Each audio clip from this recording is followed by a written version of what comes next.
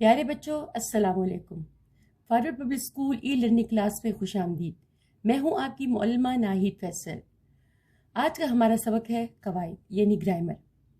پہلا ٹاپک ہے مرکب اضافی کی تعریف مثالوں کے ساتھ۔ دوسرا ٹاپک ہے حروف فجائیہ اور حروف استفہامیہ کی تعریف مثالوں کے ساتھ۔ تیسرا ٹاپک ہے ہمارا معنی کے لحاظ سے اسم کی اقسام اور اسم معرفہ کی اقسام۔ تو آئیں دیکھتے ہیں، اپنی نوٹ بک کھولیں اور اس میں دیکھیں، پڑھتے جائیں میرے ساتھ ساتھ، اور پھر ایسا ہی لکھنا ہے آپ نے خوش خط کر کے۔ بچوں ہمارا آج کا پہلا موضوع ہے مرکب اضافی۔ مرکب کا مطلب ہے دو الفاظ کا مجموعہ، اور مرکب اضافی دیکھیں مثال، مطلب ہم مینار پاکستان کہتے ہیں، مینار پاکستان، یہاں ساؤنڈ بڑی یہ کا آ رہا ہے، اور جب ہم اکثر بچوں کو ڈکٹیٹ کرواتے ہیں تو وہ زیر کے بجائے بڑی یہ لکھتے ہیں۔ تو اب دیکھیں میں آپ کو تعریف اس کی بتاتی ہوں تو پھر آپ لوگ یہ غلطی نہ کریں۔ جب دو الفاظ آپس میں حمزہ، زیر یا کا کے ذریعے ملے ہوں تو اسے مرکب اضافی کہتے ہیں، جیسے نظارہ بہار، باد بہار، درد سر، گلاب کا پھول، موج بلا۔ آ رہا ہے نا ساؤنڈ بڑی یہ کا؟ آپ نے کیا کرنا ہے، زیر لگانا ہے، حمزہ بھی آ گیا، زیر بھی آ گیا، کاکے کی بھی آ گیا، ٹھیک ہے۔ اسی طرح اب آپ کو سمجھ آ گئی مرکب اضافی کی۔ اب اگلے ٹاپک کی طرف جاتے ہیں، حروف فجائیہ اور حروف استفہامیہ۔ چلیں جی، ہمارا دوسرا ٹاپک ہے حروف فجائیہ اور حروف استفہامیہ۔ کون سے حروف ہیں؟ حروف فجائیہ، فجائیہ کو حروف ندا بھی کہتے ہیں، اور ندا کا مطلب آواز دینا، جیسے ہم کہتے ہیں امی، ابو، اے اللہ، پکارا نا ہم نے، ندا دی ہم نے۔ وہ حروف ہیں جو پکارنے کے لیے بولے جائیں، جیسے اے اللہ، فجائیہ کا نشان، ہماری فریاد سن، اجی آپ کیا جانے میاں، پھر فجائیہ کا نشان، تم میری بات نہیں سمجھے، ابے نالائق، فجائیہ کا نشان، کہاں چلا گیا تھا۔ ان مثالوں میں اے، ابے، میاں حروف فجائیہ ہیں۔ اب آپ آتے ہیں حروف استفہام یا استفہامیہ کی طرف۔ اب دیکھیں یہ حروف استفہام یا استفہامیہ، استفہام کا مطلب پوچھنے کو، سوال کرنے کو، وہ حروف جو پوچھنے کے موقع پر بولے جاتے ہیں، جیسے آپ کل کہاں تھے، سوالیہ نشان، کوسچن مارک، وہ آج کیوں نہیں آیا، سوال کیا نا، سوالیہ نشان آ گیا، میں آپ کی بات کیسے مان لوں، سوالیہ نشان، تم کب واپس جاؤ گے، سوالیہ نشان۔ ان مثالوں میں کہاں، کیوں، کیسے، کب حروف استفہامیہ ہیں۔ آپ کو سمجھ آ گئی ہوگی حروف فجائیہ کی بھی، حروف استفہام استفہامیہ کی بھی، اور مرکب اضافی کی بھی۔ اور اب چلتے ہیں اگلے موضوع کی طرف۔ تو بچوں ہمارا اب قواعد کا اگلا موضوع ہے معنی کے لحاظ سے اسم کی اقسام۔ اسم جو آپ ناؤن پڑھتے ہیں انگریزی میں، معنی کے لحاظ سے اسم کی دو اقسام ہیں۔ نمبر 1 اسم معرفہ، جس کو آپ پراپر ناؤن پڑھتے ہیں، اور نمبر 2 ہے اسم نکرہ، جس کو آپ کامن ناؤن پڑھتے ہیں۔ اب اسم معرفہ کی تعریف دیکھیں، ایسا اسم جو کسی خاص شخص، خاص جگہ یا خاص چیز کے لیے بولا جائے، اسم معرفہ کہلاتا ہے۔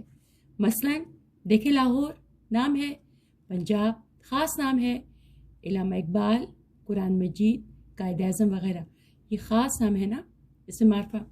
اب دوسرا ہے اسم نکرہ، ایسا اسم جو کسی عام شخص، جگہ یا چیز کے لیے بولا جائے، اسم نکرہ کہلاتا ہے۔ مثلا آدمی، نام تو نہیں لیا کسی کا، آدمی تو بہت سے ہوتے ہیں، اسم نکرہ ہو گیا۔ عورت، شہر، گاؤں، کتاب، کرسی وغیرہ۔ خاص نام کیا اسم معرفہ، لاہور، پنجاب، علامہ اقبال وغیرہ، اور اسم نکرہ کیا ہے، آدمی، عورت، شہر، مطلب کسی کا خاص نام نہیں ہے۔ اسم معرفہ کی اقسام، اسم معرفہ کی 4 اقسام ہیں۔ اسم علم، علم مطلب جھنڈا، جو پہچان کا کام کرتا ہے، جھنڈا کسی ملک کے لیے، قوم کے لیے پہچان کا کام کرتا ہے۔ نمبر 2 ہے اسم ضمیر، ضمیر مطلب پروناؤن۔ پھر نمبر 3 ہے اسم اشارہ، نمبر 4 پہ ہے اسم موصول۔ اب سب سے پہلے ہم اسم علم کی تعریف کرتے ہیں۔ علم کا مطلب جیسے میں آپ کو بتایا کہ جھنڈا ہے، اور جھنڈا کسی بھی قوم، کسی بھی ملک کی پہچان کرواتا ہے۔ وہ خاص نام جس کی وجہ سے کوئی شخص مشہور ہو جاتا ہے، کیونکہ وہ نام اس شخص کی پہچان کے لیے، دیکھیں پہچان کے لیے علامت کا کام دیتا ہے اور اس شخص کو اسی نام سے پہچانا جاتا ہے۔ اب قائد اعظم کا نام تو محمد علی جناح تھا، لیکن قائد اعظم ان کا لقب تھا، ان کو پکارا جاتا تھا اس نام سے اور اسی سے وہ مشہور ہوئے تھے۔ پھر غالب کا نام تو اسد اللہ خان تھا، لیکن وہ غالب کس نام سے مشہور ہوئے۔ اس طرح حضرت داتا گنج بخش بھی نام دوسرا تھا، لیکن وہ اسی سے مشہور ہوئے۔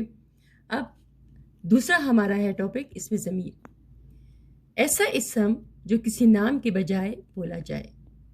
اب دیکھیں، اچھا لگے گا کہ میں بولوں رابعہ نے کام کیا، رابعہ کلاس میں آئی، رابعہ نے یہ کیا، رابعہ نے ایسا تو ہم نہیں اچھا لگتا نا، نہ سنتے ہوئے نہ بولتے ہوئے۔ ہم کہتے ہیں رابعہ کلاس میں آئی، اس نے کام کیا، وہ پھر باہر گئی۔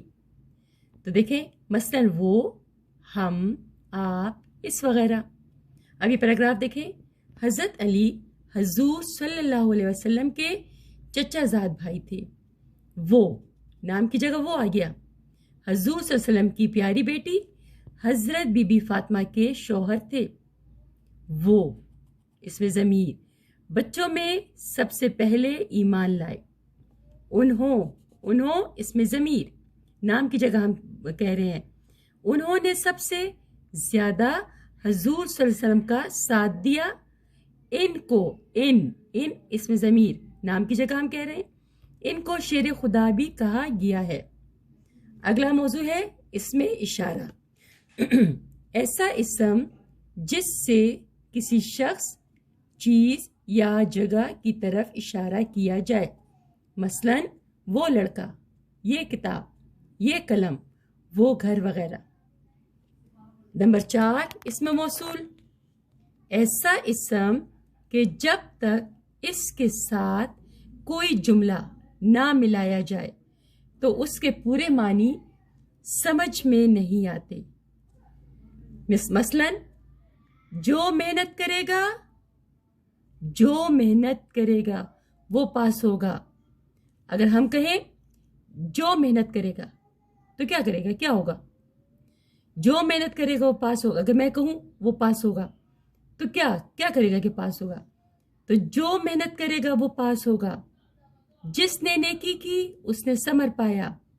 اب جس نے نیکی کی تو کیا ہوا؟ اس نے ثمر پایا۔ کس بات کا ثمر پایا؟ جملہ ہے ہم اس سے مکمل کہ جس نے نیکی کی اس نے ثمر پایا۔ ان مثالوں میں جو اور جس اس میں موصول ہیں۔ آگے سمجھ آپ کو؟